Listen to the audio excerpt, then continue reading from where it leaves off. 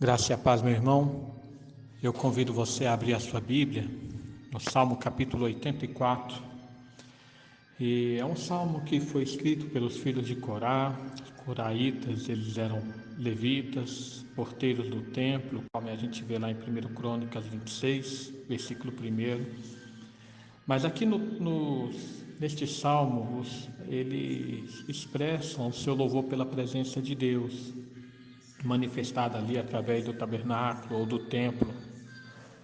Eu não farei a leitura do salmo completo nesse momento, mas de parte em parte, conforme nós estivermos aqui fazendo a meditação. Primeiramente, então, eu gostaria de ler os versículos 1 até o versículo 3, que nos dizem assim: Quão amáveis são os teus tabernáculos, Senhor, Deus dos exércitos! A minha alma suspira e desfalece pelos átrios do Senhor. O meu coração e a minha carne exultam pelo Deus vivo. O pardal encontrou casa e a andorinha ninho para si, onde acolhe os seus filhotes. Eu, os teus altares, Senhor dos exércitos, Rei meu e Deus meu.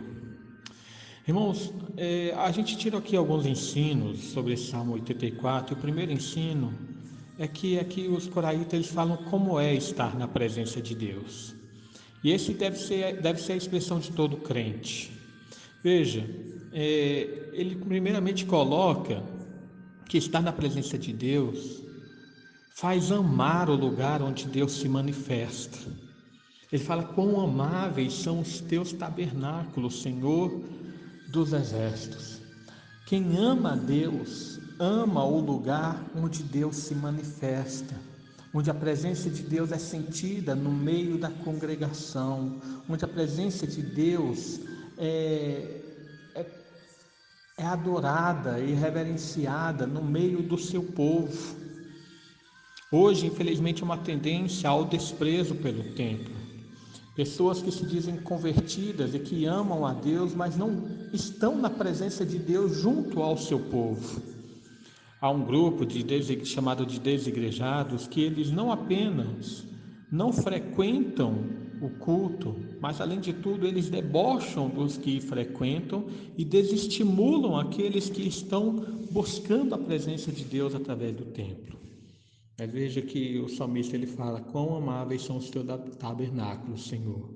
E no versículo 2 ele ainda fala que a sua alma se derrama no templo, porque ali ele contempla a presença de Deus. A minha alma suspira e desfalece pelos atos do Senhor, o meu coração e a minha carne exultam pelo Deus vivo. Para o salmista, o templo era o céu na terra, porque ali na presença de Deus, ouvindo os louvores ao Senhor, meditando na palavra do Senhor, era sentir a presença do próprio Deus. Portanto, era como se ele saísse da terra e pudesse habitar então no céu. E então o versículo 3 ele demonstra o que ele realmente sentia, e o seu sentimento era como se estivesse em casa. Ele faz uma comparação com as aves, dizendo: olha, o pardal encontrou casa, andorinha ninho para si, onde acolhe os seus filhotes, e eu encontrei os teus altares. Estar na casa de Deus é como se sentir na própria casa. Daí nós podemos lembrar da palavra de Jesus, lá em João capítulo 14, quando no versículo 2, versículo 3, ele fala: na casa do meu pai há muitas moradas.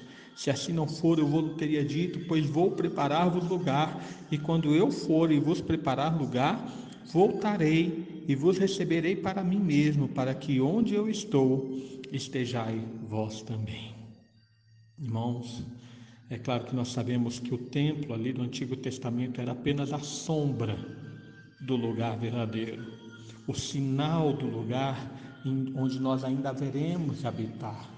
Lembrando ainda que no Novo Testamento Paulo nos diz que nós somos templo do Espírito Santo. Assim, amar a presença de Deus é amar a presença de Deus no lugar onde o povo de Deus se congrega para buscá-lo, e é amar também ao lugar onde ele faz habitação, que é a minha vida.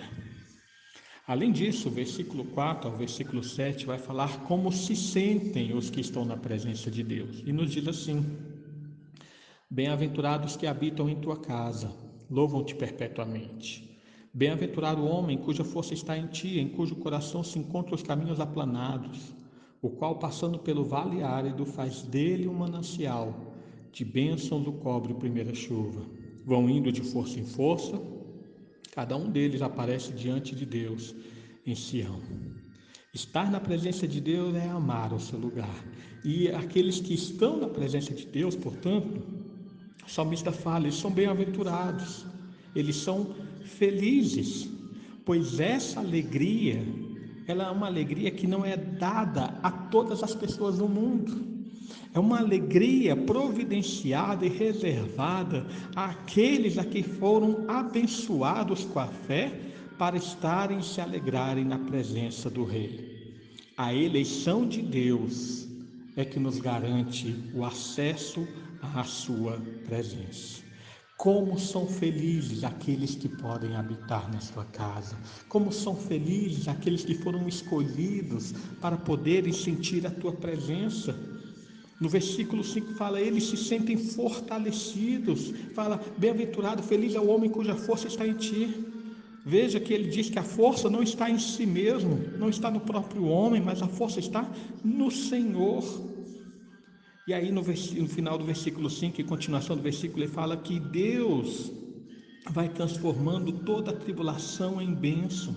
Eles, portanto, confiam no Senhor e todo vale árido, que é um sinal de tribulação, é transformado em bênção, porque a confiança dele está no Senhor do Rei, o Senhor dos exércitos, aquele que habita toda a eternidade.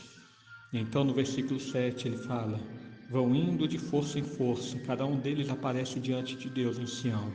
O que está falando aqui é que é uma disposição contínua e constante, de força em força, dia após dia, ele vai confiando no Senhor, passando por cada tribulação, por cada degrau de angústia, por cada situação de preocupação, ele vai caminhando nessa disposição contínua, nessa disposição constante no Senhor, e portanto ele vai sendo transformado. Por fim, um terceiro ensino colocado aqui está no versículo 8 a 12.